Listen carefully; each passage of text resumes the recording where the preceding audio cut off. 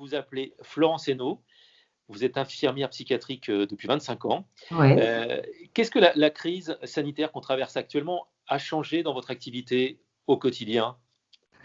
Bah, au quotidien, ça a changé beaucoup de choses, hein, puisque l'UPAO a été transformée en unité Covid diagnostic.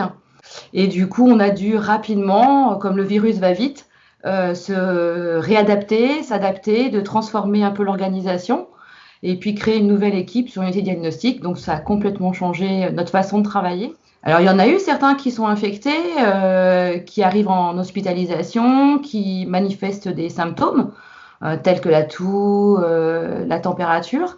Et du coup, on vient les orienter vers l'unité diagnostique pour les tester. Et puis, bien sûr, on fait de la surveillance symptomatologique et puis psychiatrique. Les troubles psychiques, on vient les surveiller également. Mais on surveille la symptomatologie aussi. Et puis, si ça se complique, on les envoie vers les unités au CHU. La majorité des patients que vous suivez sur votre territoire sont suivis à domicile et non pas à l'hôpital. Comment eux en particulier vivent cette situation de confinement qui se prolonge? Ah bah, il y a des choses qui sont difficiles, hein. Le confinement est compliqué, les crises d'angoisse se manifestent. On a des équipes qui sont sur les plateformes téléphoniques qui peuvent recevoir les appels des patients pour réassurance. Il y a des équipes aussi qui partent en VAD, en visite à domicile, pour voir les patients, pour être dans effectivement le suivi des crises psychiques, comme vous dites, effectivement, sur ces temps particuliers. Ça s'organise en tout cas. Il y a un coup de téléphone, on prépare la visite et les collègues viennent voir les patients pour prendre un temps pour faire baisser l'angoisse en tout cas. Effectivement, on est dans l'anticipation énorme après le déconfinement. Et là, on s'arme de patience pour ce qui va se passer après.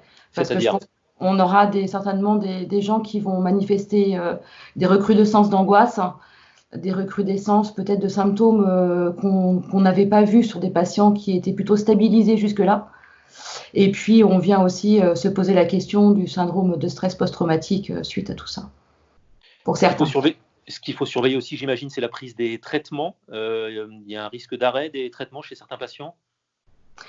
Pour l'instant, j'ai pas de retour à ce niveau-là. Ils sont plutôt observants de leur traitement. Les collègues disent bien qu'ils sont au contraire. Ils viennent même plutôt appeler parce que l'ordonnance, elle arrive à échéance. Il faut renouveler l'ordonnance. Ils sont plutôt dans ça, quoi. Donc, continuer effectivement leur traitement parce que ils prennent conscience que ça leur fait du bien malgré tout, quoi.